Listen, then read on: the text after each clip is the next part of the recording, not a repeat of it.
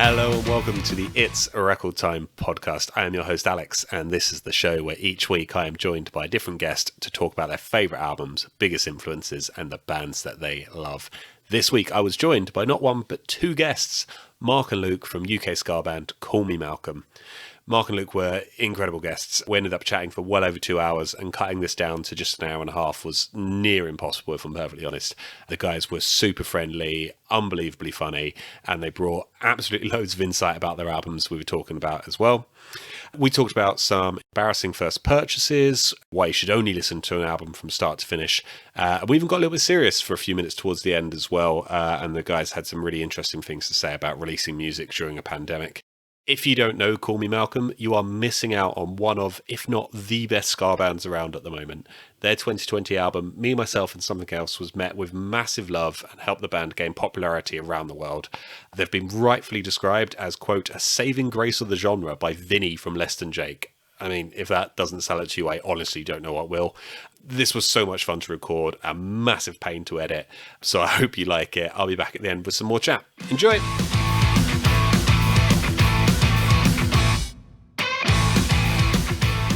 Do you guys want to introduce yourselves and what it is that you do in the band? Shuzzies. I am Lucius or Luke. I go by either. And I sing and I play guitar in Call Me Malcolm. I'm Mark. I sing and play saxophone in Call Me Malcolm also. Awesome. So how long have you guys known each other? How long have you been playing together? Too long? Yeah, we're going with too long as our answer. Is that correct? 10 not 10 20 years. I'm going to put in or around 20 years. Yeah, I mean, it's probably in the ballpark, isn't it?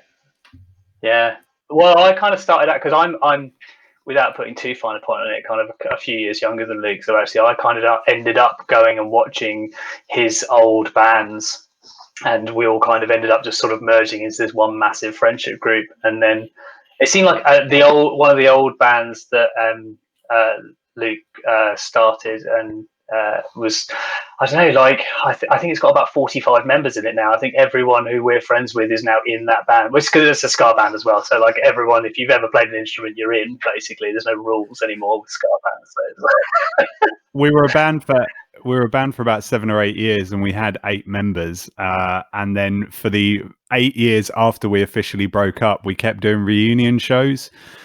Actually, yes, that's true. I only joined the band on the second reunion, I think. I wasn't actually officially ever in the band while it was alive.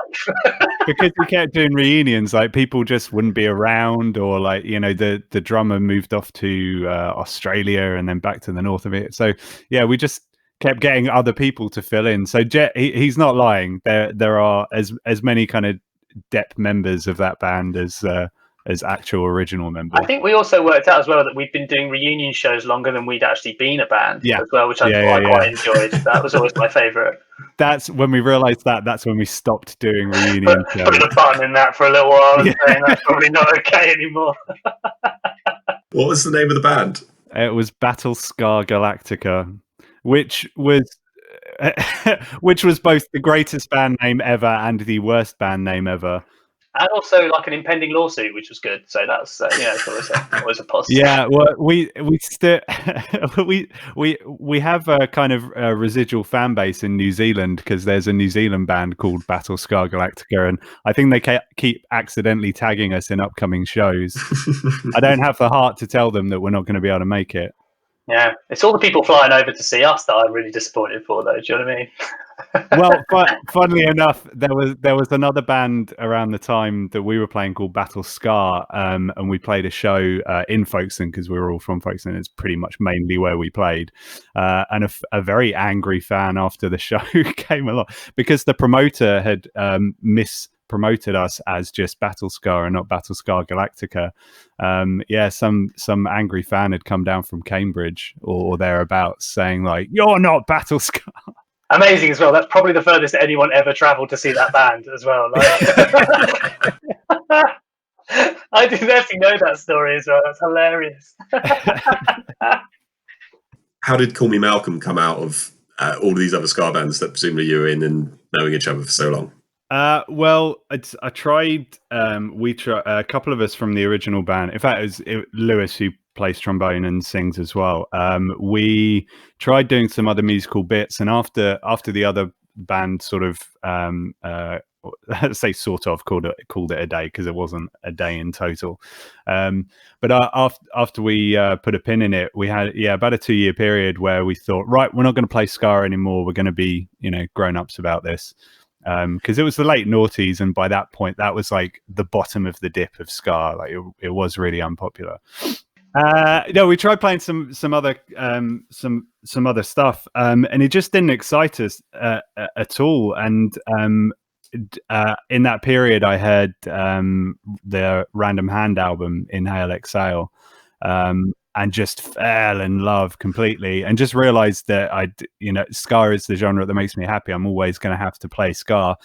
And so got together with Lewis and we wrote Does My Offbeat Look Big in This, which we still play at shows. And it was the one song that kind of people got hold of when we started as a band. Yeah. And it was on the first EP, and that's really why the band started. So obviously third album came out this year, Me, Myself and Something Else. How's the reaction to the album been? Weird, because we can't play songs, so it's been received well, better than we ever thought it could have done. We've picked up a lot of new listeners, like around the world, which is just utterly insane.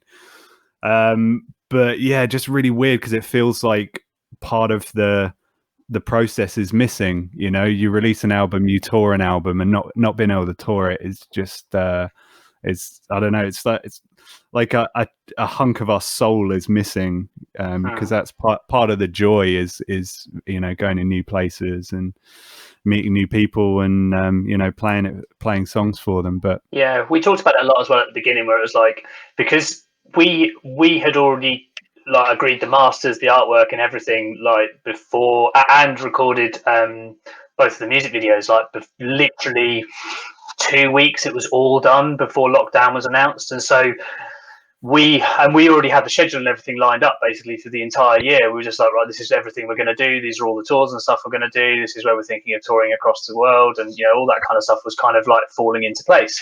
And so we talked a lot about like, actually, do we just can the entire schedule at this point in time and just like push it to a time where we can do this? And because we were kind of talking about the fact I might just releasing something into the void, and it was one of those things where like, if we as a band, just us as a band, couldn't tour, we'd have gone, right, okay, this probably is a bad idea. Like, we can't promote this record like everyone else can promote their records. But because we're kind of all on this even kilter of like, well, nobody's allowed out, like we've now got this like unified audience that's all sitting at home just like waiting for new music, new films, new TV, whatever it is to come out. So it's just like, well, like maybe this isn't so bad. So yeah, we kind of made our choices, and the response to it has just been incredible, like absolutely incredible. We've as Luke says, we're now talking to people all over the world, like just it's utterly bewildering.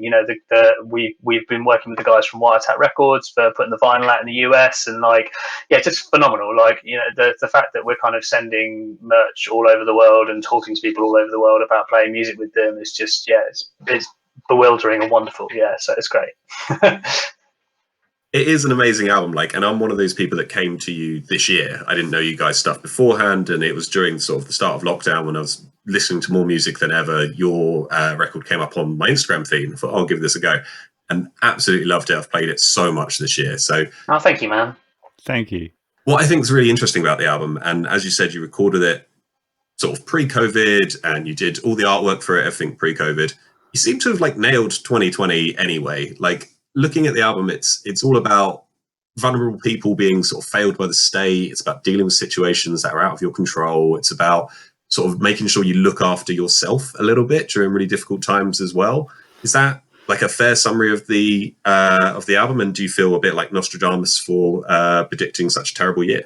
Well, a couple of things. First, I mean, releasing the virus was part of the release schedule, but yeah, I mean, it's not. Our legal team have told me I'm not allowed to say that anymore. It's like, it's not. Firstly, by your description, I'm genuinely surprised you haven't read our press release for it, because that is spot on. But secondly, I don't get set press releases, which is actually our fault. So yeah, sorry. I'm surprised you haven't read the press release that we didn't send you. Oh wait.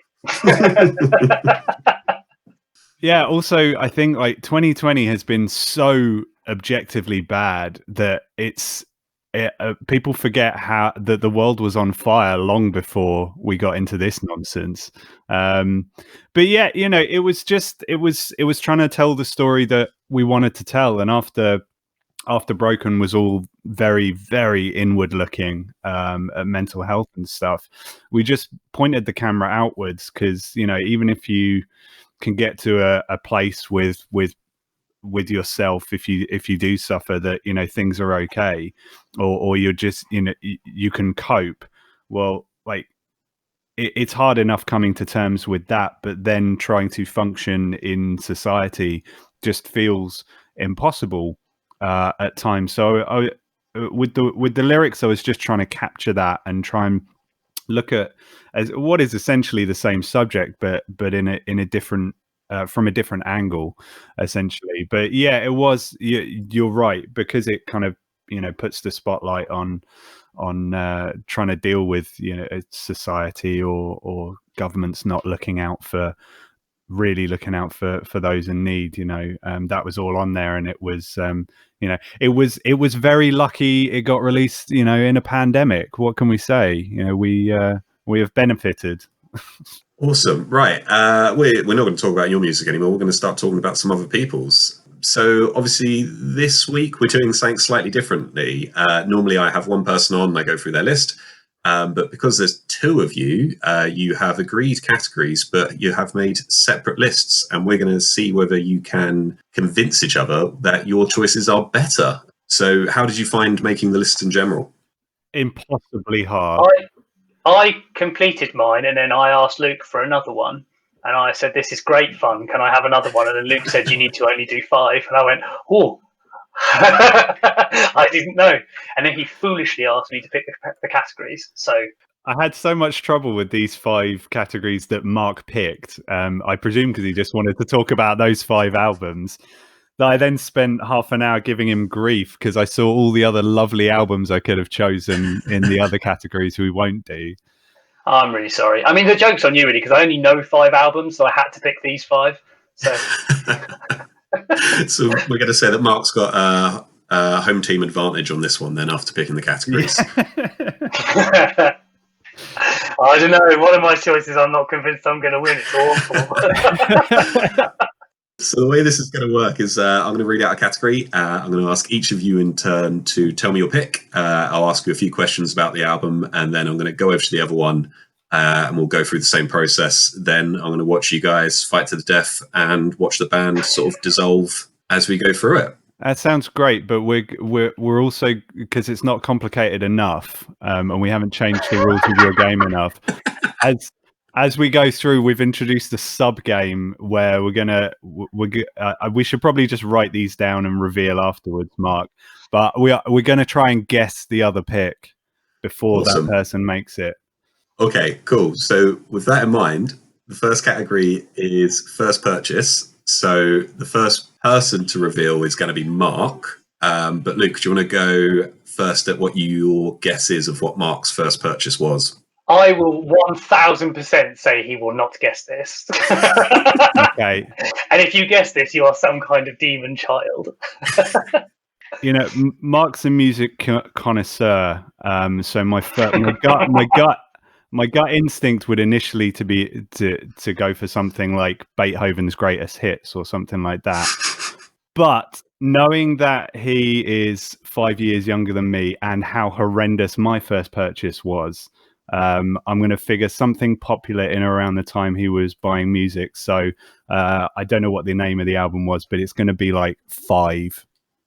The band 5. If I could just step in at this point and say it's worse than that as well.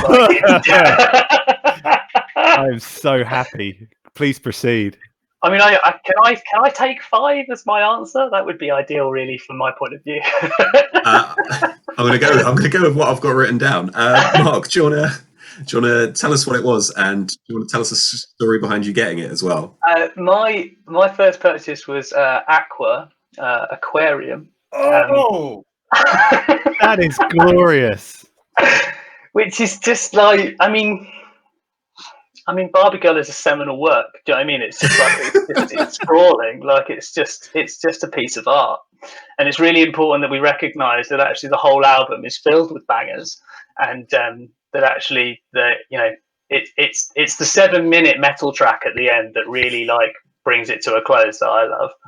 It's a storming album. Yeah, if I'm honest, I kind of looked it up and then I kind of cringed at myself at the fact that I'd already sent the list to you, and I kind of thought, oh, I'll make up something cool. It'll be fine. Don't worry about it. I was like, no, I need to be honest with myself in this list. So yeah, it was kind of like it was one of those things where it's like I bought loads of singles, and it was like I was at the point where like they just introduced CDs and stuff like in terms of singles and things, and so I just remember like holding the whole album in my hands and going, wow, it's like a really thick single, like, you know, like I'm really super impressed. It's going to have like Barbie Girl but loads of other weird stuff on it. Amazing. What is this?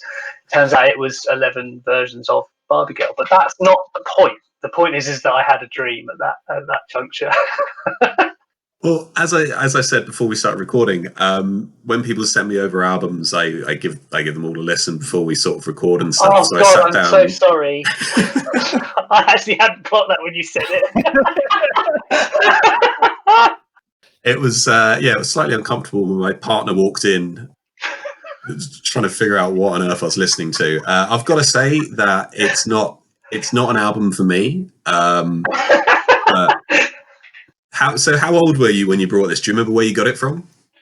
Oh, I mean, it would have almost certainly been our price in Dover, because I just bought I bought either there or like W.H. Smith or Woolworths in Dover. That's about the only three places that I think. And I bought nearly everything. No, actually, I don't think I did go into our price, because I don't think I was quite. I think I probably would have thought to myself at that age, no, that's where people go and buy the proper music. I'm not allowed in there yet. Like, and I would have bought it from W.H. Smith's and walked to the counter, because I seem to remember buying Chef's chocolate salty balls in W.H. Smith around about the same time. So I'm fairly sure it was all then. We can date that to almost the day, I think. My brain started immediately doing the same thing. I was like, oh, okay, so yeah, late 90s. Yeah. So did you start buying a lot of music around this time, or was this the start of the Great Collection, or did you wait a little bit? No, see, the thing is that like, so what I used to do, and I've actually, Luke will know this because he actually proofread it for me. I actually said this in my sister's wedding speech recently, was that what I actually used to do was I used to steal all of my sister's albums, and so she used to listen to loads of pop and like bits and pieces and stuff like that, and like I just used to steal everything relentlessly, or we would listen to stuff with like headphones shared in the cars and things, and so whatever she was into, like, was kind of like the stuff that I got into. So yeah, it was like Spice Girls and like things like that, but I kind of never really bought my own stuff. And then I think she got to the point of saying, you can go and do the same thing with your pocket money that I go and do, and go and get it yourself, i.e. get out of my room. Like, so just that's kind of what I did. And then I sort of decided the first purchase was Aqua. Do you remember your second purchase? Is it any better? I don't know. It's a tough one. You'd have to come back to me on that one. I'm gonna say as well that Britney Spears' "Hit Me Baby One More Time," the album or whatever that was called, was definitely one of the first purchases too, which was definitely again bought for musical content. So I think that's important to recognise. Okay, we're going to go for Luke's first purchase now. Mark, do you want to have a guess on what it is? See, he's 5 years older than me, so I would also go with the greatest hits of Beethoven, but when it was released. Do you have a guess, Mark? No, I mean, I would always just default to Bon Jovi for you, because you're just like this massive Bon Jovi fan. No, right? That's actually a fine guess, but the problem was that I didn't have. Well, I do have an older sister, but I wasn't going to be stealing her music. She was listening to Madonna. My dad owned countless Bon Jovi and Status Quo albums, so I didn't need to steal those.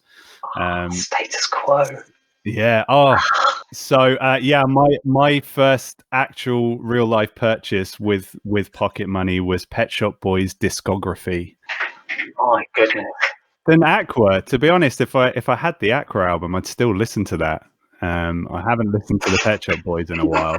I mean, I don't think Alex will back you up on that on the basis of having listened to it, whether it actually stands the test of time. Well, of course, you listen to it. I haven't listened to it in years. How did you feel going through it as homework? I quite liked it. Like, Pet Shop Boys are a band that I'm not going to go and put an album on, but like this, which is essentially a greatest hits, like it's a singles collection, is pretty good. It's got stuff like Western Girls on there. I think It's a Sin on there. There's a few solid bangers that stand up, I think. I think It's a Sin was probably the reason I bought it, or one of the first reasons I bought it. But I remember like TV adverts for albums. I definitely saw the advert for this, and they always show you like little clips of songs. And I think at the time, just being like, It's a Sin is great. Oh, that song's good. Or that song sounds cool as well. So it was a bit of a no-brainer as a 10 or 11-year-old or whenever it was. But yeah, that's there's not really an awful lot of interesting detail behind it. It's just a slightly uncool purchase for a young person getting into music. When Mark was talking about his, I wonder when you're that young, like if your music kind of taste is less developed and being you go for like the simpler tunes, and the connection between us both having like electronic based first purchases when there was plenty of good guitar music around at the time, why we went for those ahead of anything else. Maybe I'm overthinking it. I should just be going. No, we almost didn't answer the compilation. I almost answered the compilation question. The one I've given you actually on the list, Alex, is like it's kind of that one and another one that were kind of like my favorite ones. But my first one was like this kind of like the best of Euphoria, and the first track is like Robert Miles' Children,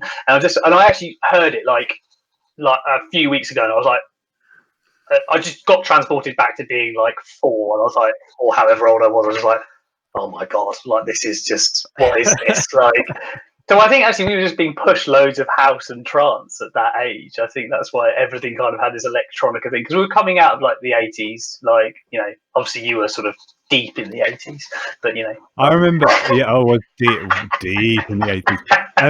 I remember as a family we'd watch Top of the Pops every week, and I just remember spending most Thursday nights in the 90s being absolutely furious at the bad music they were playing, and just wanting anything. I just want a guitar in it. I just want a guitar on that stage, like just some kind of music with guitars. So, like to answer my prayers, I got given Oasis and Blur, but I hated both of them when they came out. Wow, there is no pleasing some people. Do you know what I mean? Yeah, well, but I was thankful. It's like a great musical movement of like sort of rock and roll music. Like, nope, I was quite clear.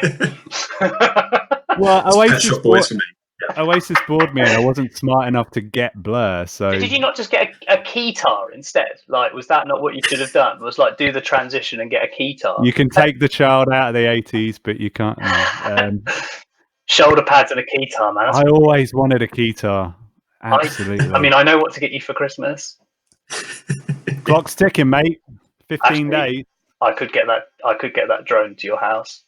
I thought there'd be more consensus at this point around whose pick was better. Oh no, his is right. No, his is right. No, sorry, just to be absolutely crystal on this, he has won this round. I forgot we were meant to pick one of them. No, he's a normal human being. I've lost it. Aqua. I feel bad about putting the Aqua album in the bin, though. Oh my god. Don't feel bad about it. Look, we made Alex listen to it. I really like Dr. Jones as a track. I think that was kind Dr. of went Jones on that record though. Oh, okay. I think Dr. Jones might have been sort of their later, more proggy stuff. Like, oh shit! Put it in the bin then. Put it in the bin. I think it was on the album. Oh, was it? The problem, I think so. The problem is that all of the, like you said earlier, all of the tracks on it are the same track. There's like 11 tracks which are the same. This reminds me. I can't remember what. I was on a long car journey, which is very typical of being in a band, and at one point thinking, I don't know any other tracks by Scatman John other than the Scatman. I wonder what his back catalogue is like. I've made this mistake with so many bands. I have done this so many times. I did this with the Gypsy Kings. They have at the time when I found their discography, they have 19 albums and they are all Bumbaleo. Like, no lying. But I really like that song. So, like 2 albums in, I was like, no, this is just lots of this. I don't know what I was expecting. Do you know what I mean? No, I will let you now, so you don't have to check. That there is a significant drop off from the Scatman to the rest of Scatman John's material.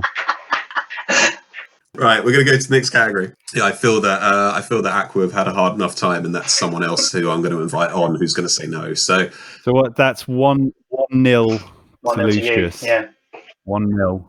Put it. Not that we're keeping score. I am. I'm writing it down.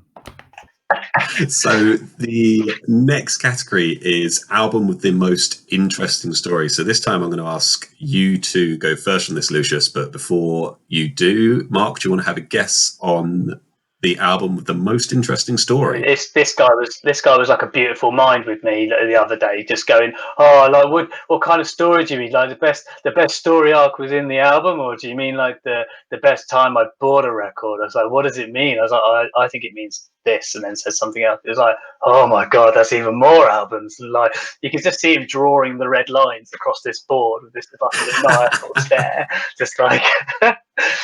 Most interesting story. Don't know. I mean, I'm gonna hedge my bets here, and I'm gonna say.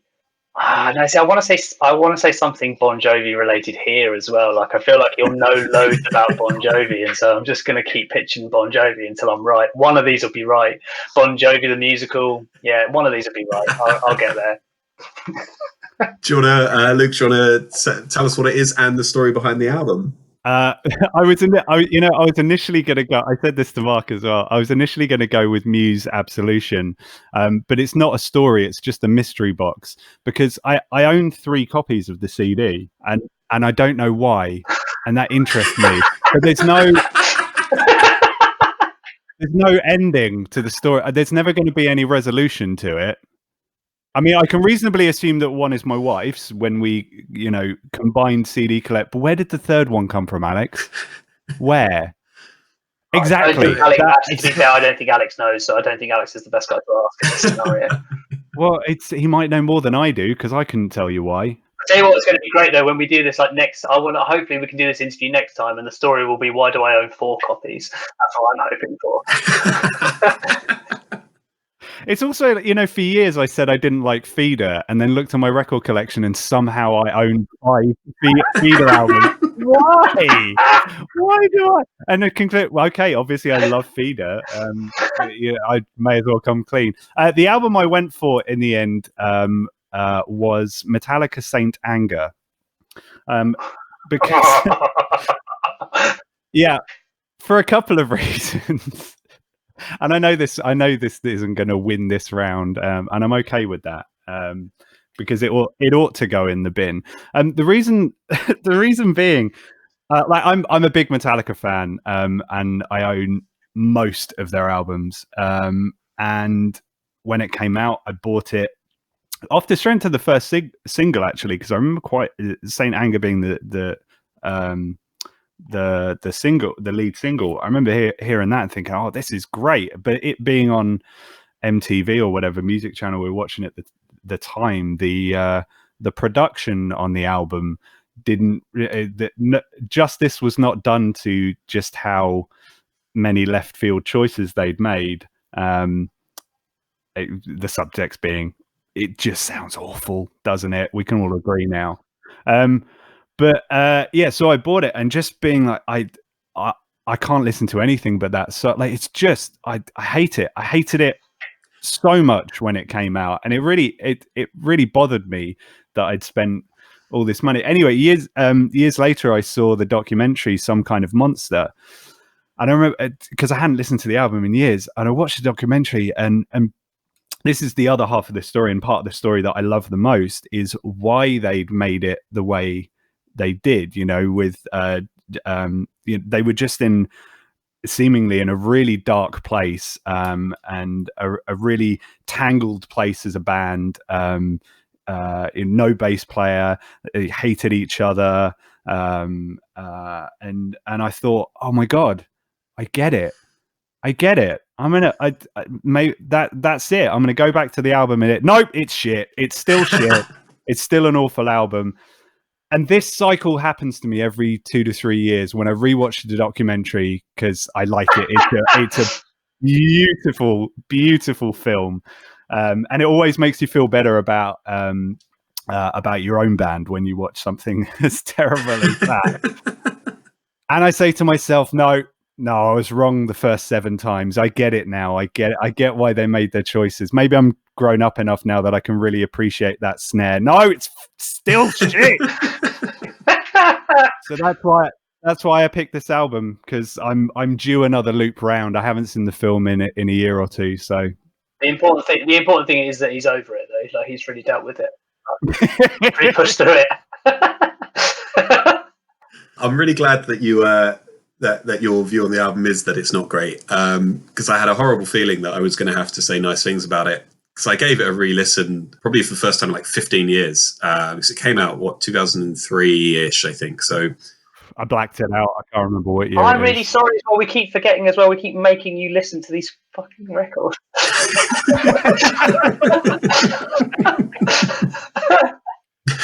And I wanted to go into the album. I wanted to listen to it again and just be like, maybe it's not as bad as I remember. Maybe people were a bit unfair on it when it came out. No, it's bad. I'm so glad in not giving you a reason when I submitted it that you had to go in with an open mind, because that's what I go through. He sat there as well going, I really likes an anger. I need to talk about this with him. I need to appreciate something. But even the stuff, where they're just, for whatever reason, they're just like, no guitar solos. Why? We're a metal band. Like it's one of the conventions. No. Well, what's the reason for leaving them off? No.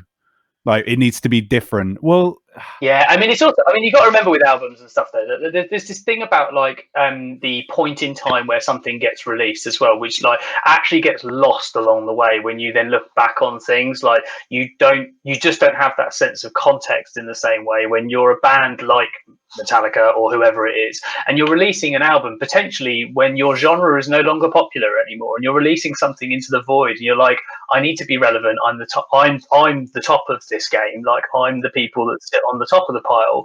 I am expected to release a record, but I'm releasing it where everyone is listening to trance or everyone is listening to like, dubstep or something. It's like, no one wants what I'm about to release. So what do I do? Do I reinvent myself or do I do the same? And so you can see how people end up in that position sometimes with a record. I'm not suggesting that you then make choices about snare sounds that like are wrong, but like the point is it comes from a good place. Like, I do understand that, like, people expect it, but like with music and like story conventions, any kind of genre conventions, they're there for a reason. And so if you're going to bend or break them, it has to be for a damn good reason. And just like cutting something out like that is so expected and so iconic, not just for the genre but for them as a band, and completely hamstrings the guy's there to literally do one job, play lead guitar,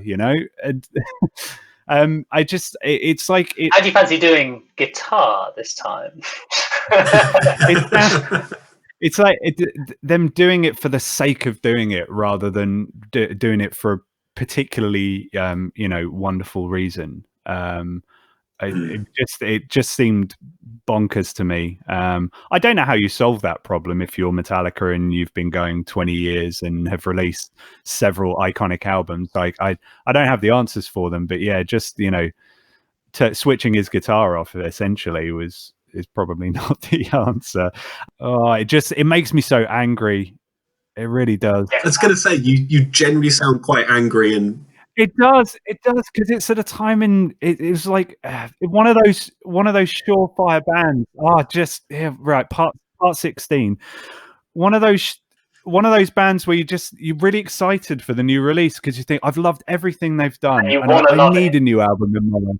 I want to love it, and I'm gonna love it, and it's like, I know. Every band has its fall from grace, dude. Like every single band. Yeah. And if you want any kind of solace about it, it's like there's bands like Offspring, like for me, which like got to a point and I was like, I can't engage with this anymore. Like it's okay. Yeah, like, and I think that's okay. And I think it's like that friend that you had when you were at school where it's like you're no longer friends anymore. And it's that first time that you're not friends with somebody in the world. Like, and it's just like that's okay. Like it happens. Like don't worry about it.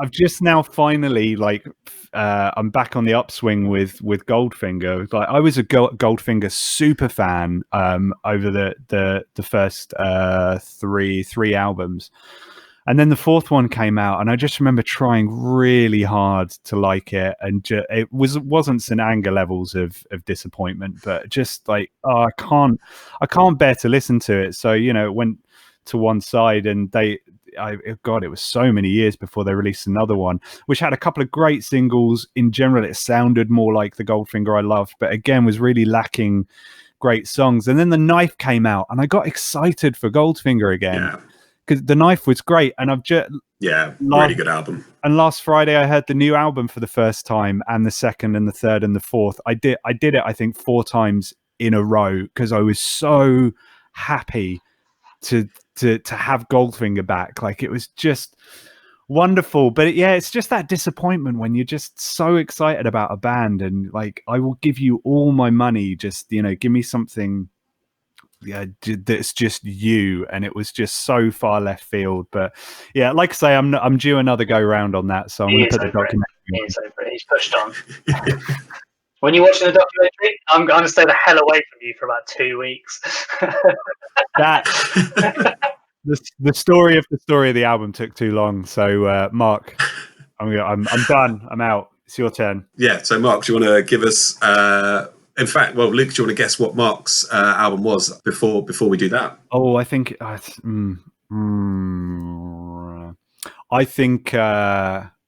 think this will be. I think he'll be thinking more about the story on the album. Like I said, he's a connoisseur, and I think he would have gone for a 76 Bordeaux. I think he's gone for Schmaltz by Spanish Love Songs. It's a wonderful record. It's good, but it's not right, in the words of the famous Roy. Mark, do you want to tell us the right answer and the story behind it? The correct answer in this round, in fact, is so Laura Marlin, Once I Was an Eagle. So the story behind the album is basically, the story goes that actually apparently the guitar track on that record was recorded in one take, start to finish. The whole record is recorded on the guitar take, not the vocals or other bits and pieces, but the guitar was done as a continuous take throughout the course of the record. And it's actually why the first 5 or 6 tracks or something like that are literally a continuous piece of music, and they don't stop. And to be honest, I never actually. I probably should have actually looked up and validated this fact before I then just decided to talk about it on the podcast. But I'm fairly sure it's something like that. As I say, it's either 5 or 6 tracks or something. But it's a wonderful record, and actually, and she's a wonderful musician. And I kind of put one of my other categories as kind of, her one of my favourite debuts is Laura Marlin's first record. And I say I'm a big fan of everything that she's done, really. And that's like the 4th record or something that she put out, and just like this unwavering talent of somebody that's able to just write songs at that kind of level, and then also do something again. And interestingly, we both chosen something that's quite an experimental recording technique, and then I just have, maybe this is just us, isn't it? Like, I've looked at the positive and you clearly looked at the negative one, and I'm just like but I think it's a wonderful record. I think it's an absolutely wonderful record. It's like I said, the 4th one in her back catalogue, and for somebody to do something like that, which I think it's because it shapes the sound of the record as well. Like you can actually hit now. When you know it, you can hear it. You can hear that it sounds like it's just been done as one thing all the way through. And it's an incredible piece of work. Really incredible piece of work. So yeah. I incorrectly said you went for a 76 Bordeaux, and you in fact went for a 53 Pinot Noir. So kudos to you, sir. 53. It's a light drop. Re-listening to this album a few days ago, like it's one of those albums where you want to just sit down and listen to it. You don't want to be doing other stuff when it's on. You don't even necessarily want to be out for a walk or anything with it. It's such a brilliant altogether piece. It's quite amazing. Like as a musician, and so people who aren't musicians, and I'll definitely include myself in that, how difficult is it then, that idea that guitar is recorded in a single take and it's an hour long or whatever? How, from a technical standpoint, how impressive is that? It's a phenomenal piece of work. Like, it is a phenomenal piece of work. Like, I mean, Luke, I can, because we're on video and I know the viewers can't see the video. If you can see the smile on Luke's face at the moment, he is about to tell you some horror stories of some of the things that he's done in the studio. Yeah, so I'm better when I'm with Oz, because he puts an arm around the shoulder, tells me I'm a grown up boy, and I know how to play guitar, and go get 'em, kid. And it's not quite as bad as this, but I've been recording at home a little bit. So just before lockdown, got myself set up with a home studio and doing some demos and things. And I've been working on a track for quite a while, and the horrifying thing is that the digital system that I use numbers the takes, and I realized the other day that I'd broken into the thousands. Oh, that's nice. Of guitar takes. One song. So one take on an album. I mean, we joked in the studio, I'm going now, do it in a one take. All the time, and then no one ever would, apart from Trev, because he's a machine. But yeah. I mean, it is a phenomenal thing for a musician to do. I mean, the kind of rehearsal and stuff that goes behind that kind of thing is just almost unfathomable, to be honest. But the fact that, I mean, again, and I hope if people do go and listen to that record after listening to this, like, you just have this different appreciation for just how wonderful that record is. Because I mean, there are mistakes in it, there are warts and all. Do you know what I mean? There are things that are kind of like going on, and like things that happen in that record that you're like, actually, when you hear them, you're like, that's a buzz, that's a click, that's a thing that like probably shouldn't be there and wouldn't have been ironed out. And it's like, but it's warts and all. Like and that's kind of what makes it organic, and a really special record to him. That's me. Amazing. So I guess the question on this one, when we're trying to decide who wins, is: are we deciding what the better album is, or are we going with what the better story is? Alex, if I had the choice, I would never hear St. Anger again, but it's part of my DNA. That's the cross I bear. But can we please select Laura Marlin for this? I'm really happy to. We'll put St. Anger in the bin, and we'll never speak of it again. I wish somebody would. I wish I could do it with my copy, but got to keep going back. Maybe it'll be good this time. Push on, Alex. What all? I can see him. He's about to go. He's going to go again. 1-1. He's made a game of it. Right, we'll go for the next one. So this is going to be back on you for this one, Mark. The record that you recommend to everyone. Before you tell us what it is, Luke, do you want to have a guess? What album do you think Mark recommends to everyone? I've got you, sir. I've got you. It's going to be one of the old I'm sorry, one of the Go-Go Penguin albums. It is, yeah. Do you get bonus marks if you guess the right album? Right album. I think he's probably recommending the new album, whatever that Go-Go Penguin, self-titled. Shaking his head. Oh, damn it. 5 points, so thank you for playing. But sorry about that. Okay. No, so it's version 2.0. So it's just a really special band. They're just really special. So for people that don't know who they are, they're just they're basically a jazz 3-piece. But I literally want none of those words to put you off. Like they're an instrumental band. I don't want that word to put you off either. And that's kind of why I recommend them to everyone, because every single part of that description to people, everyone would go, nah, I'm not going to be into that. Like, I won't. Nah, not me, mate. Not me. I like this stuff. Like, I like this.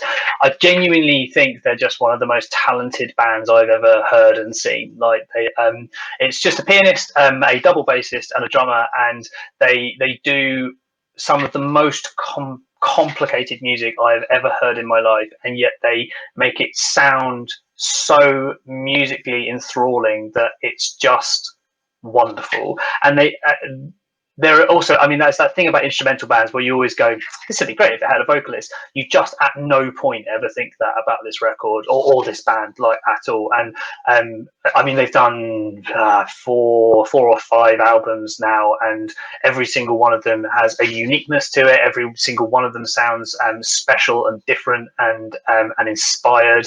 And like, they have hooky choruses, like they have like stuff that I sing along to, and and it's a piano line. Like, it's just like, it's not, there's no person singing at all. And like, yeah, an amazing band. And if you don't pick them, then I mean, you're wrong.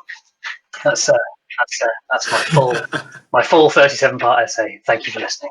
They are bonkers good, but a testament to how good they are. I only realized the other day that I was listening to jazz because Mark told me the story behind why their new album is called Go Go Penguin. Yeah, because they just started on Blue Note Records, and basically, so Blue Note Records is like the big jazz label, and basically what they've done is I think Luke kind of used this terminology of like, they've almost kind of hit reset and just kind of gone.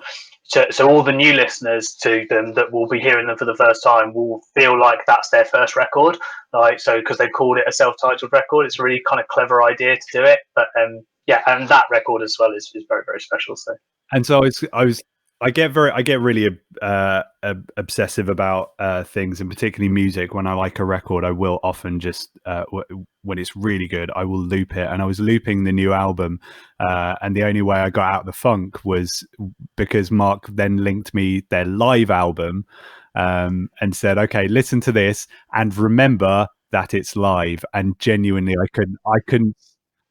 I would never have guessed. The only reason why I know it's different is because like the gain levels on things are slightly different, like, and it's just like, and I can hear a bit of air like in the room. I'm like, I've got to say, every review I read for this album mentions how good live they are as well. And everyone always comes back to one point. There's a track on the album, 1%, right at the very end of that track. They make it sound like a CD skipping, basically. And everyone comes back saying, oh, they do that live, and it sounds absolutely incredible. And it's bonkers thing to try and do. Like, the album's, it's such an interesting album. And like, when you say, don't let the fact as a jazz album put you off and all of that, I completely agree. Like, it's got some like proper like dance and electronica. Yeah, I mean, I listened to it and I sort of played it on loop quite a few times. Like, it's, Have you heard them before? Like, no, I hadn't heard them at all. So I'm not big on jazz normally. Like, I'll go to a jazz bar and I like the atmosphere of being in a jazz bar, but I don't listen to it at home very much.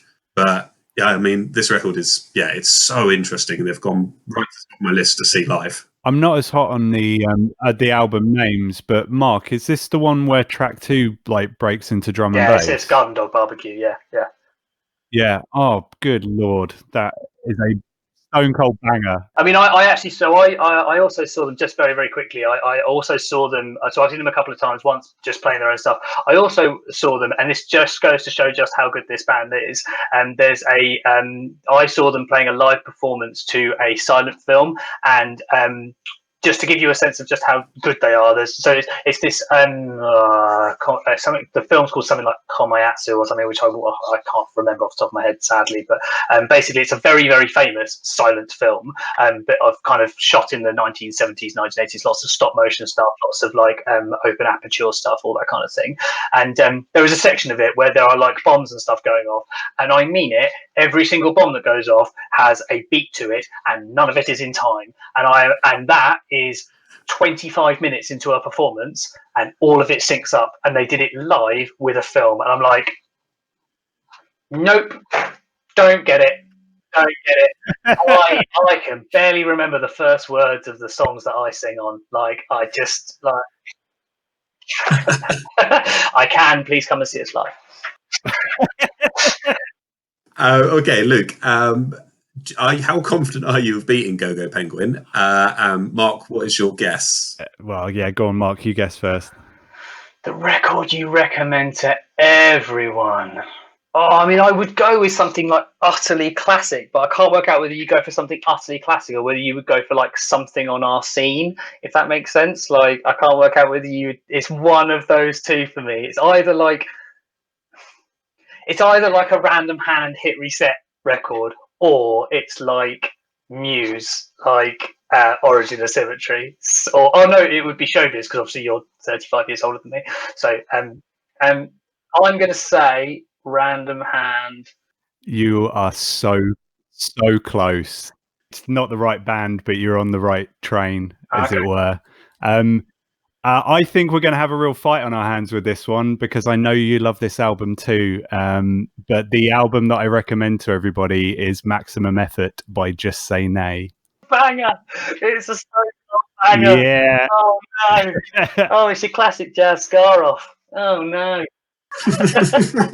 It's the album I recommend the most, certainly, but I don't necessarily recommend stuff to everybody because like music is so subjective. I got into a little thinking hole on this category as well because I'm like if I'm with somebody who I know doesn't like ska, I'm not going to push ska on them or anything like that. They're going to like what they like and that's fine. But because we tour and because we play so many shows and we meet so many people that have really like us, or particularly the ones that like us and are really fond of what we're trying to do with our music, and be a little bit heavier than your average ska punk band and have a few more progressions here and there and some interesting work. If they're into that, then hands down, Just Say Nay. Like we will be the gateway drug to Just Say Nay because they do things which I don't understand why or how they would do them. I don't understand how they get all the members to gigs. Let's just deal with that as its own thing. There are 33 of them. I mean, the polyphonic spree is looking at them going, "Wow, you guys have a lot of people." Like, that number changes every time I say how many members are in that band, but it never drops below 25 because really below 25, I'm not sure which number it is. Like it's definitely above 10, and it's probably not higher than 25. It's such an accomplished album for what is ostensibly a debut. Like they've done singles and they've done interesting stuff before, but I remember talking to Jack the singer when they started doing it, and they were doing it piecemeal. Like they'd go into the studio for a couple of days and then they'd save up money to do it again a couple of weeks later, and they started doing I remember talking to them and they were however far through the process, and that was the year that I Was Broken When You Got Here came out, so that was like in the summer of 2018. And then like maybe we didn't see each other for a bit, and then beginning of 2019 they're like, oh yeah we finished it, and it's 8 months later or something. So for something that was recorded in such a disjointed way, it's so together. Yeah. And just all these different points, like it just pushes you in the right directions, and the music's super interesting. Like if you haven't heard Just Say Nay, they're essentially like I call them prog ska, but which is about as best a short definition as I can come up with. They are like just really progressive ska punk with like the musical progressions at least, but they're Balkan influenced as well. They've got flute and the kind of guitar stylings they use at points, but somehow this mass of 185 people all playing at once, it just sounds so tight and so cohesive is the word I was looking for, and the lyrics are so honest as well. Like it just completely on the sleeve, like heart on sleeve. This is who I am and this is what I'm feeling, and the kind of dark stuff that he sings about at times. Like I haven't heard anybody else do what they do. And again, this is a debut album.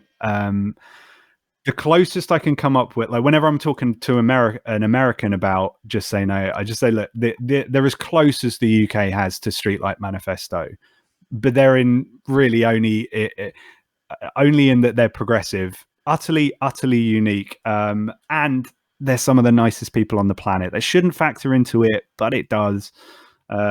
So yeah, I just think it's such a special album. And when we were on tour with the Slackers, and their release party was at the end. So we did 7 dates with the Slackers at the end of 2019. The album officially came out on the Saturday, which was our last show. Our last show was the Friday. It was Saturday, the day after, and I was due to go and open for them with the acoustic guitar, but I didn't want to wait because we've got a CD player in the van. I didn't want to wait until then, so I messaged Jack and said, I'll give you the money when I get there. Just send me a CD, please. Send me a CD. It didn't show up on my Spotify numbers at the end of the year because it was physical CD. But if we'd listened to it on Spotify, tracks 1 to 11 on my Spotify list would have been Just Say Nay. It was just over and over and over again. It's just a wonderful piece of music. How, ignoring COVID for a moment, how is the sort of UK ska and punk scene, and what other bands that are there out there that you'd be like, no, check this out as well? I thought we said we only had 2 hours. My God, he's opened the door, Luke. Okay, quick list, and if any people in the UK scene are listening, and I do forget you, it's only because I'm stupid and on the spot. But Popes of Chili Town are kind of like dub ska, super interesting. Our really good friends Barstool Preachers, street punk ska. Millie Manders and the Shut Up have just put a record out, which is like rock and ska, like just really great sounding record. Oh shit, I'm out already. Oh no. we know at least 100 others. I mean, there's loads of bands that we play with. I mean, the Eat the Evidence guys are wonderful, which are they're just bonkers. Like if you want to go and see like just this crazy party band with accordions, they've got ukuleles strapped to tin whistles, and they're a great band. Play with those guys loads. I think it's decision time, guys. Are either of you willing to concede, or are you going to stick to your guns on this? I don't want to budge off just. I was kind of hoping negotiation tactic of just not saying anything. I was thinking if he crumbled. I actually, to be honest, I think Go-Go Penguin will be fine without me pushing their records and other people. I think that'll be right. I would much rather support my friends. I mean, they're on Blue Note now. Do you know what I mean? They've made it. Like, all of the recommendations I've done till this point have got them where they are. So they probably don't need me as a manager anymore. So if Just Say Nay ever signed to a major jazz label, then we'd stop pushing them, is essentially what you're saying. Yeah, the guys at Blue Note don't take my calls anymore. But, one day they'll take on Just Say Nay. Yeah, you win. You win. I'll take a default victory. I'm not a proud man. 2-1. Put it in the books. Go-Go Penguin are in the bin, I'm afraid. So far, I forgot that's the terminology we were using. It sounds harsh now. We've put them in the bin. It really is quite harsh, especially for it's fine when it's Aqua, but. Oh, and that's what they've gone in the bin with. I don't even want those albums to touch each other in the bin. No, Go-Go Penguin would probably write a version of Barbie Girl that would just be this epic, sprawling, 7-minute long. Yeah, it's a 9-minute cover if you look on YouTube. It's a wonderful piece of art. Right, next category is soundtracks. Right, Luke, you can go first on this, which means Mark is guessing. See, I stupidly went down a route with this question, thinking it could only be one thing, and then I was like, I've realised that there's a whole avenue of stuff that I forgot. Because I'm going to say this, at the risk of sounding stupid, I don't really care anymore. I think we've gone too far down the track anyway. I kind of thought to myself, that means musicals, so I can only think about musicals. And then, upon reflection later, much after sending you the list, I then realised that could also include popular films that have just normal songs in them. I was like, crap. I'm going to say something like the American Pie soundtrack for Luke, because it's got punk and that kind of gumph on it. So this is the round I was most looking forward to today, because sugar, or it's Tony Hawk's. when we were chatting before, peeling back the curtain slightly, when we were chatting before we started recording, and I said I re-listened to an album today, and I was in heaven. This was the album, and there's a whole bunch of other soundtracks that I could list, but this one, it's glorious. It's the soundtrack from the major motion picture That Thing You Do. For people that don't know the film or the soundtrack, do you want to give them a blow-by-blow breakdown of the plot? You thought 36 points was long. Strap yourselves in, gentlemen. That Thing You Do was a film. It was a film released in 1996. It was Tom Hanks's first film as director, and he's in it also. And it's about essentially a one-hit wonder band in the 60s. So it's about their rise and fall, and very, very quick fall at the end. So they get super, super famous. Then they all start arguing with each other one by one. They leave, and then at the end, the drummer falls in love, and everything's okay. So it's a glorious film, and it's one of my favorite films. But there's honestly several reasons I love the soundtrack. Firstly, it's all completely original. So they don't use any tracks that actually existed, but what they did was they got lots of songs written to sound like they could have been songs back then. The title track, That Thing You Do, had to sound like a song that could have legitimately been famous and reached the top of the Billboard charts in the 60s, and is so perfect, and is written by the bass player Adam. I actually don't know his surname or how to pronounce it, but the guy that died recently from Fountains of Wayne. Yeah. So he wrote the title track, the one that Adam Schlesinger. Yeah, I wasn't sure. So yeah, he wrote that one. Tom Hanks wrote a lot.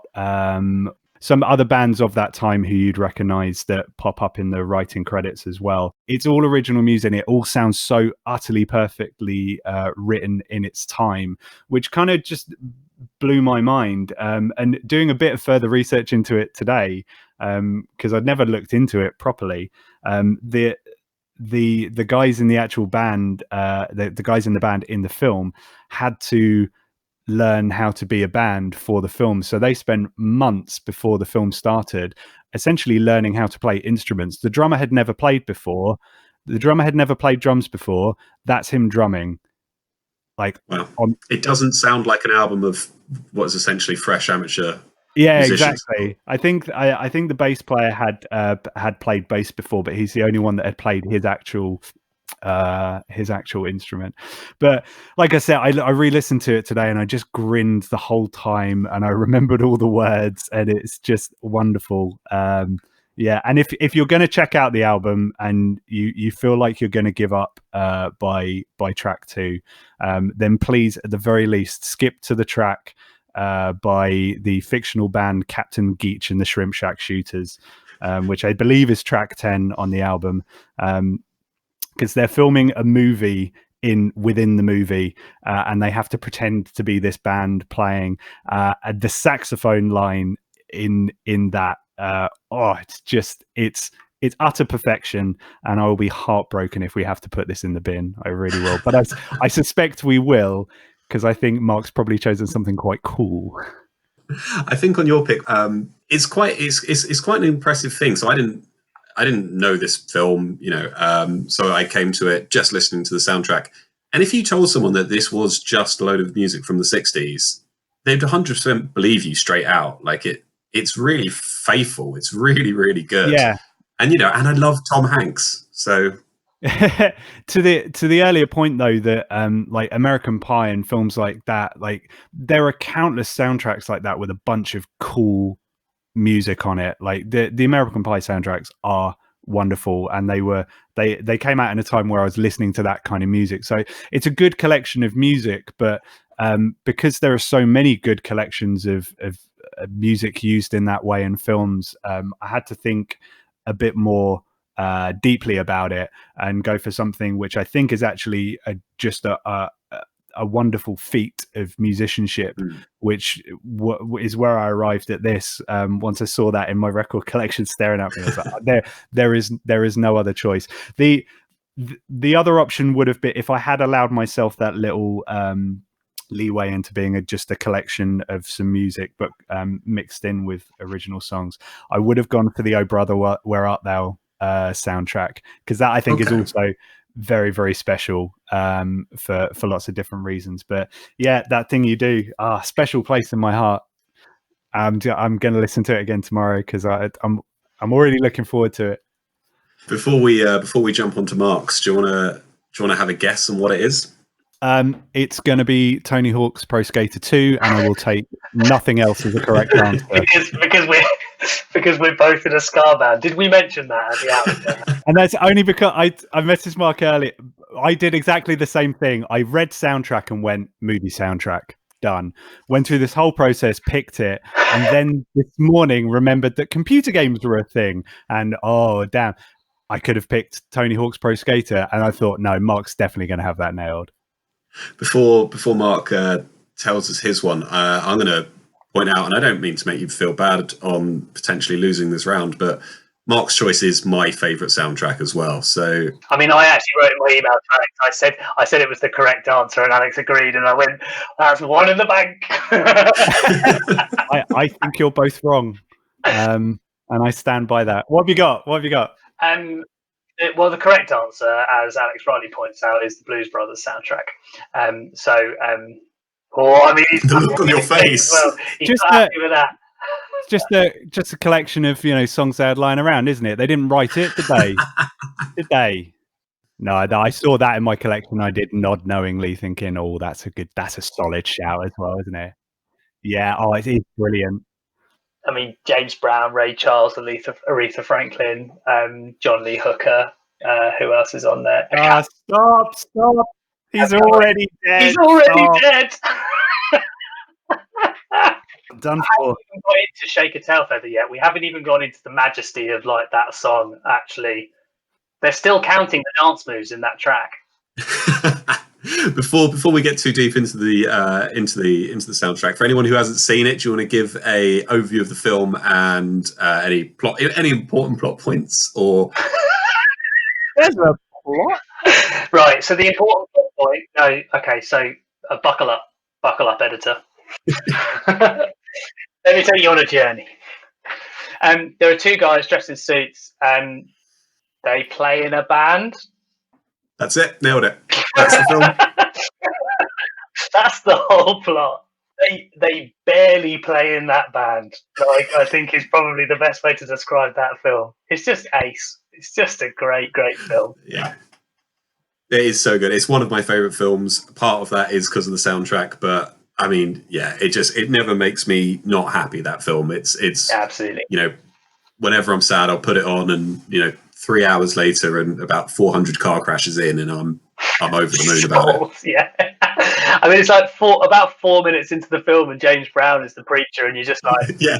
I think we're going to be okay. I think this is going to be all right from this point onwards. And then they'll say, when you finish the film with Sweet Home, Sweet Home Chicago, isn't it? Well, Sweet Home Chicago and Jailhouse Rock, but Sweet Home Chicago, when you're just like playing like all of those solos and all of those instruments, like it's that. I suppose it's kind of going back to what we were saying before about that kind of like Glenn Miller-esque like kind of stuff, where I just love that kind of big bandy, like that blues big band kind of stuff. But it's a stupid film, like stupid plot. Like, I mean, plot is probably quite a strong word for it. So it's like they clearly just had all these great musicians, a very, very loose plot, and just went, shall we just film some of these guys for a few weeks and see what happens? And then kind of edited it together really haphazardly.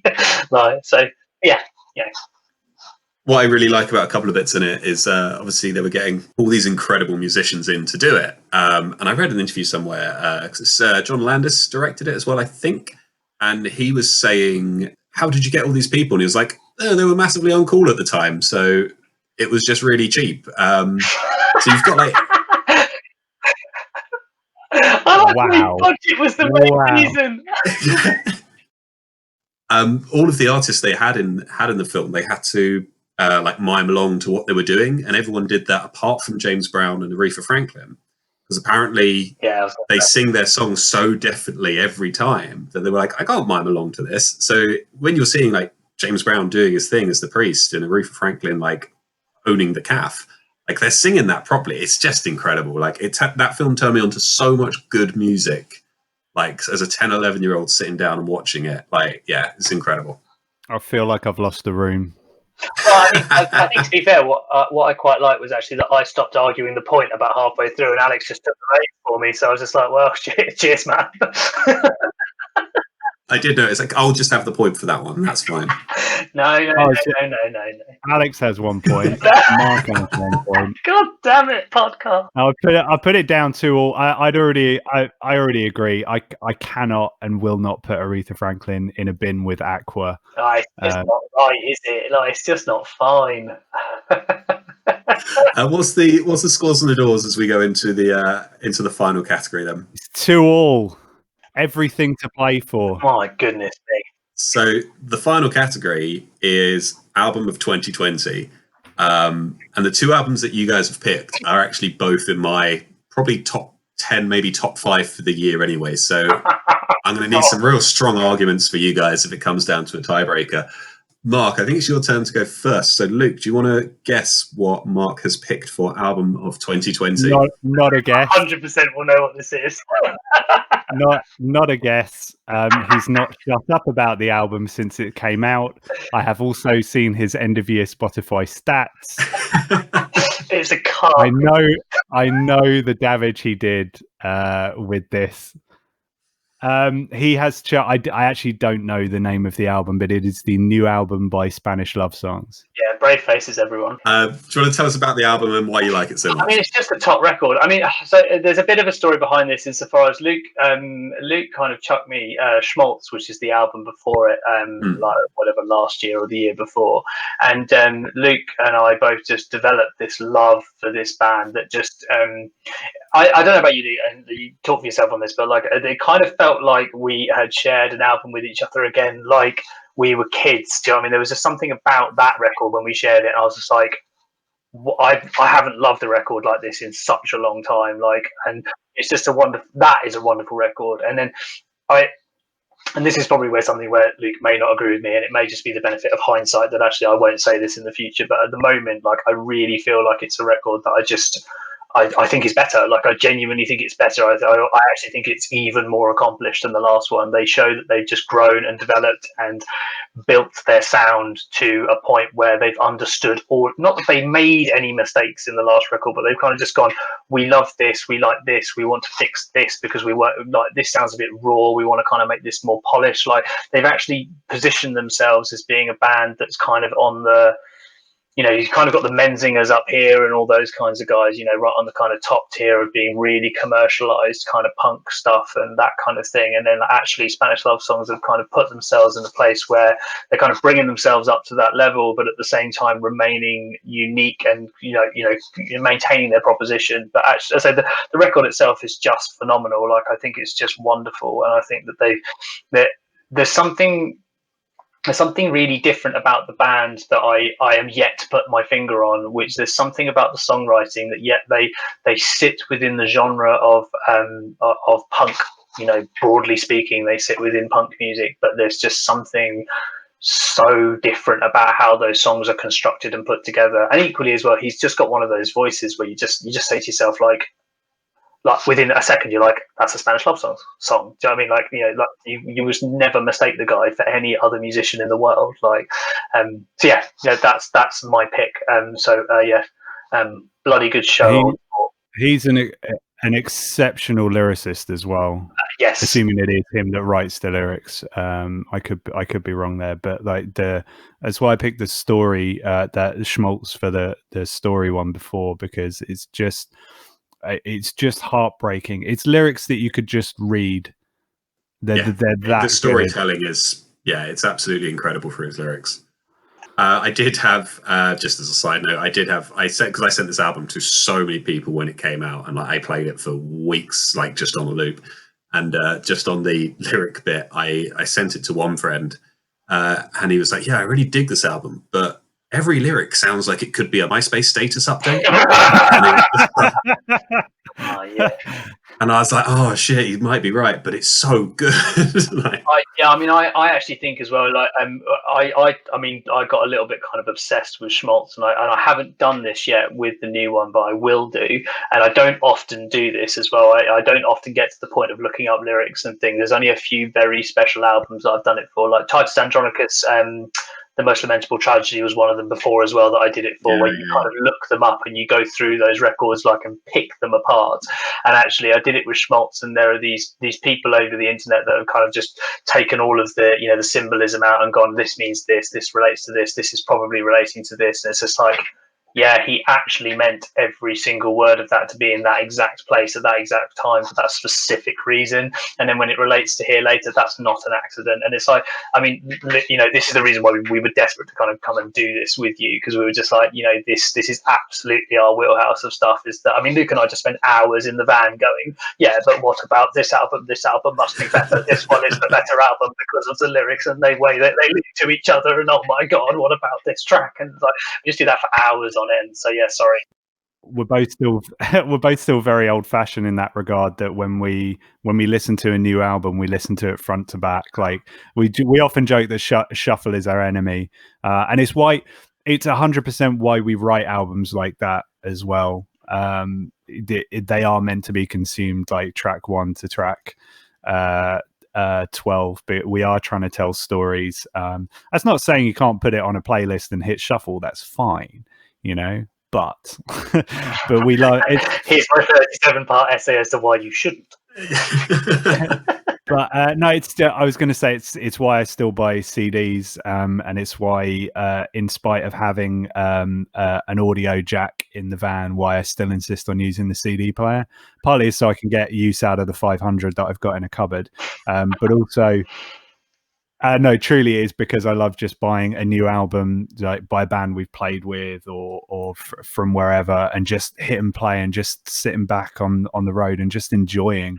I just love that feeling. I'm just kind of romantic in that regard. But I was just going to say, I really agree with you on that point. Like if like a band's putting out a record, I might listen to the first single once. But other than that, I just want to sit there and wait until the album's out and listen to it front to back first time. Like doing that with Idol's release this year was incredible, and like, yeah, I'm with you 100%. Like I actually, to the point where I will actively go out of my way to not listen to singles as well. Yeah. Like we'll get along fine, Alex. Actually, yeah, that'll be all right. Yeah. Sorry, Luke, I cut you off, mate. No, not at all. This is I struggle a little bit with Spanish love songs now, because if anything, they're too good. No, the problem for me, and it will become clear when I explain. When we listened to Schmaltz, when Schmaltz was recommended to me, and then I recommended it to Mark, we absolutely binged on it. But I was binging at a time where I was working on a lot of the lyrics for our album, and so I was mentally going into some quite dark places, and some other bits and pieces that friends were dealing with at all. So now my problem with Schmaltz is that I associate it emotionally with some really dark times. And so I struggle to go back to that now. So I'm sort of consciously, I'll say I've only heard the new album once, and it was background because I didn't have the emotional well-being to kind of knuckle down and give it the time it needs.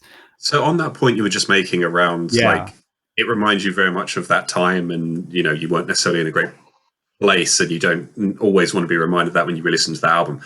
Do you worry then that stuff that was released in 2020, and I would include your guys' album in this, people are going to come back to that in a year, 2 years, 3 years time, and they're going to go, fuck, that was the year we were locked inside and everything was awful? Like, has that come across your minds at all? Well, not until now, so thanks for that. Yeah, I mean, take it off the shelves, boys. Take it off. I mean, it's a funny thing because the only reason I ask is because there's lots of albums that I've listened to this year that remind me of very, very specific points during of COVID, and I'm Yeah. thinking from a personal point of view, am I going to always relate that album to this year, for example, in the same way that I do? I always relate "Take Off Your Pants and Jacket" to 2001. Like it's a really good point. I hadn't considered it, but I'm very aware like how music can anchor emotions. Like a smell or a taste or whatever. The two things that really get me are smell and sound. And so, yeah, for me, I sort of overdid it on the schmaltz. And so, will it happen with ours? Well, I don't know. I would actually say as well. So there are a couple of albums that I like have really hit me like over like these two lockdowns. Weirdly, I've kind of gone to this place of like really nuzzling back into like punk and stuff, and just like going, oh, this is my safe and happy place that has always made me happy from when I was a kid. And because I listened to so much different stuff, but actually when we got to this point, I was like, no, this stuff is simple, easy. I am right in where I need to be. And so I just like got bang into the last Red City Radio album on the first lockdown, and then this time I've really latched onto the last Flatliners album, and I've just listened to both of them continuously. But the only thing I would say is that I don't know whether I'm going to look back on them and see them negatively, because actually I look at them and I'm like, no, do you know what? I listen to them because I actually like I almost routinely, as a routine, I will listen to them as kind of like the first thing while I'm logging on for work at home and stuff, and be like, that's the thing I'm listening to while I'm doing X, Y, and Z, just to kind of get my head in the space. Like, and it's actually, I think I will look back on those albums, even it's difficult to talk about yourself in the future, but I think I'm going to look back on those albums even now and just say, no, actually, I think it was something that really helped me. And I think that actually it's something that really helped me just to feel quite sane every morning. The fact that I was kind of going to something that kind of made me feel really comfortable and just made me feel really happy every day. So, yeah, I kind of hope that actually people would see our record in exactly the same way, that actually it's something that like they went to at a time where life was a bit rubbish, and actually they went to it because, and they kept going back to it because it was something that kind of made them happier. And so, like, I kind of hope that's how it gets viewed rather than a negative association. And then, yeah, so I hope you're right, because it was intentionally written as something that's hopefully already a cathartic experience for somebody to listen to.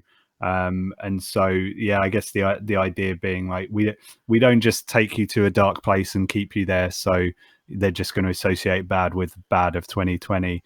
Hopefully they do latch onto the story, and that there is hope, because after all, that's the only thing that's kept us going the whole year, right? The hope that things will get better, because if you don't have that, you haven't got anything. So that went super serious for a second. I apologize for doing that. It did, didn't it?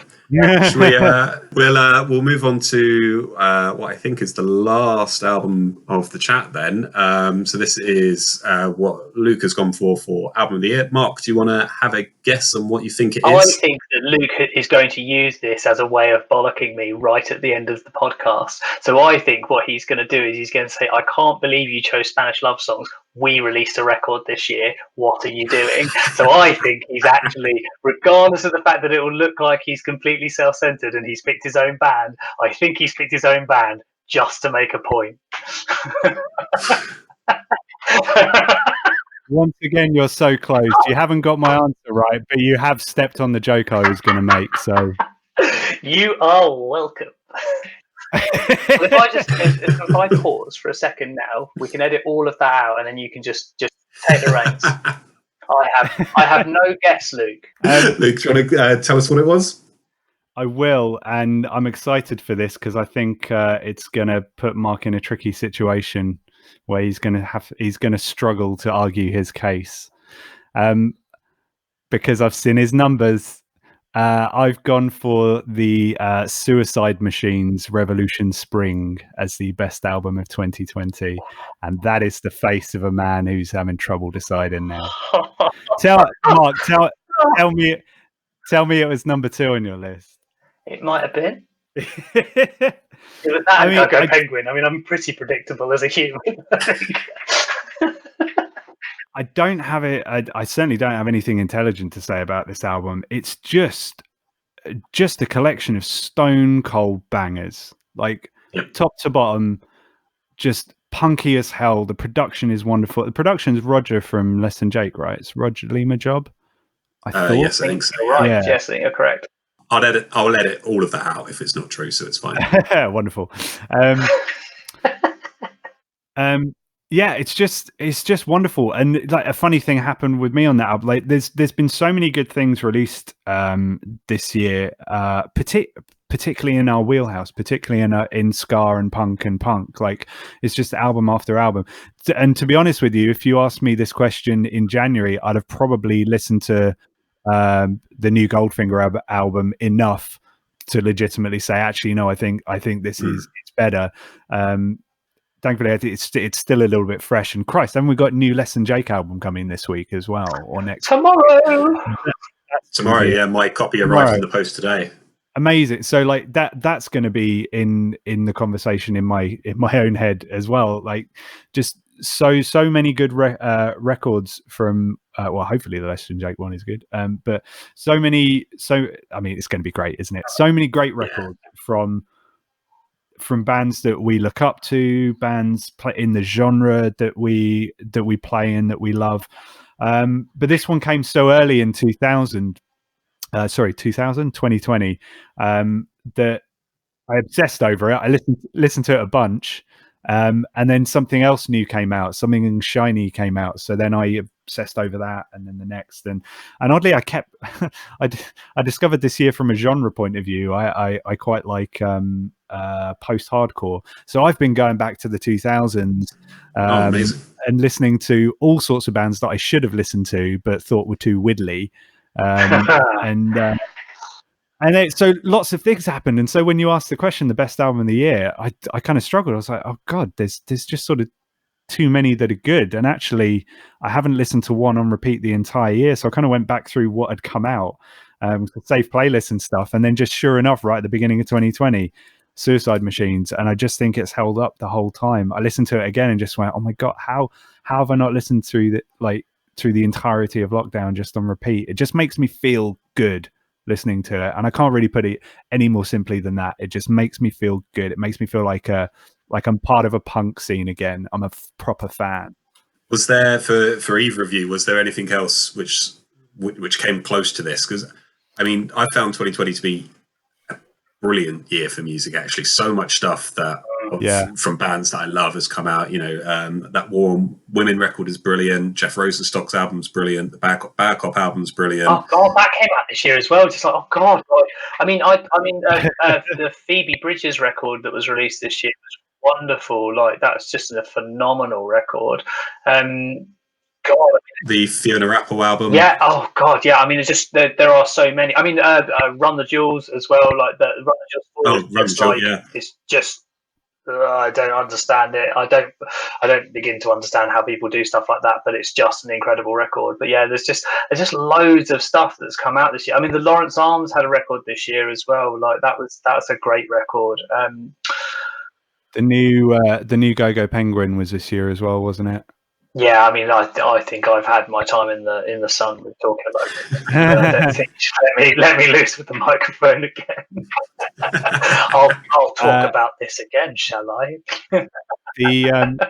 The other album which just seemed to grab me in the testicular area and didn't let go, that I haven't mentioned, was the new Bury Tomorrow album, which I think is really special.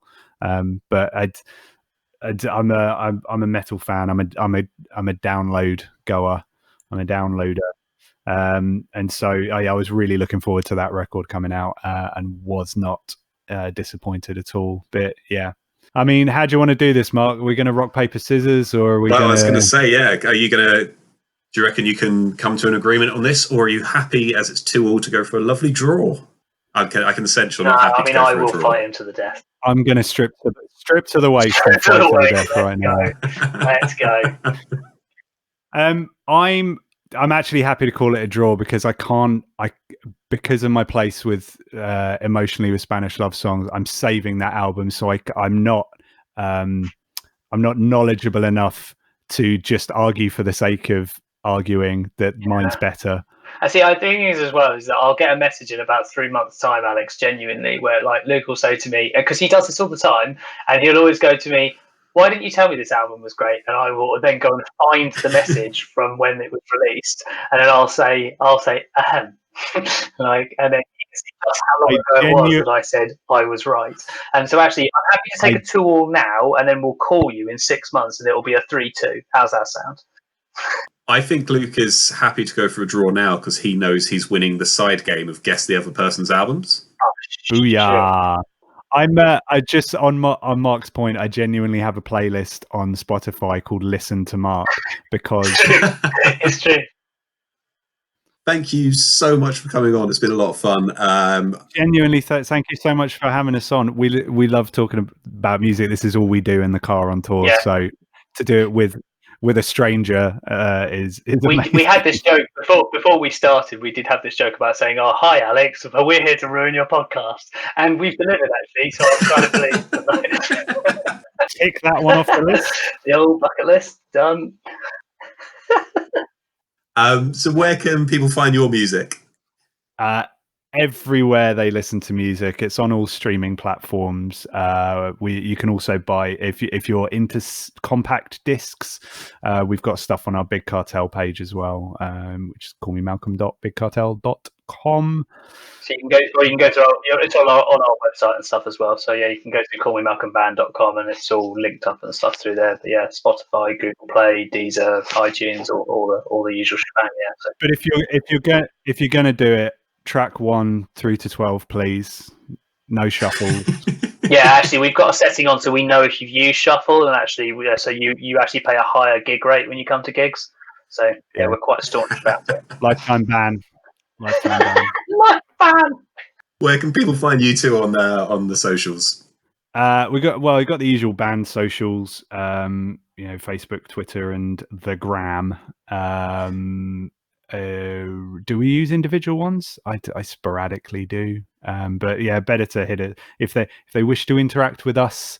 It's always better to hit up the band ones. So I can't remember which is which, but it's either Call Me Malcolm Band or CM Malcolm Band, because Twitter and Instagram is CM Malcolm Band and Facebook is Call Me Malcolm Band. Awesome. Before we go, is there anything else you want to shout out or anything else you want to plug? I think we've taken enough of your time. I think plugging anything else at this point would be a fool's errand. Or letting us do it. No, again, we can't say thank you enough. It's been super fun. So thank you. Thank you for just kind of appeasing us and just letting us just ramble shit at you for 2 hours. So thank you. Appreciate that.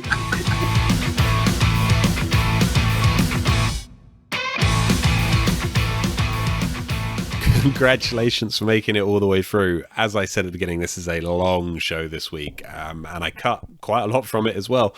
If you're interested, I can send you the full sort of 2 hours and 15 minutes worth of chat. There's a whole load more stuff in there, some absolutely brilliant stories that we had to cut for time as well, sadly. But like I said at the beginning, I had loads and loads of fun recording this one, and I really can't wait to catch up with the guys again soon. I'm hoping it's going to be a gig as well. At some point, we'll be able to get back out into the world and see some music again, and these guys are going to be right at the top of my list to go and see. If you enjoyed the podcast today, I'd absolutely love it if you could go and subscribe, if you could rate us on iTunes or on Apple Podcasts or anywhere that you get your podcasts and they allow you to rate. That would be really good. If you could send this to your friends, or even if you can just tag us in some stuff on social media, that would be really nice. I'd really enjoy that. You can find me on Instagram at vinyl__tap, where I talk about this podcast a little bit, but it's mostly just about my records and about my favorite albums and quite a lot about my cat as well. You can find the podcast on Facebook by searching It's Record Time Podcast, or you can visit our Twitter at It's Record Time. You can also email me with any questions or just say hi. They're my favourite emails, to be honest. They're normally much easier than dealing with people's questions or people telling me I've got something wrong about an album. On It's Record Time Podcast at gmail.com. I think that's it from me this week. Thank you again for listening. Stay safe. I'll see you all again next week for another episode of It's Record Time. Bye.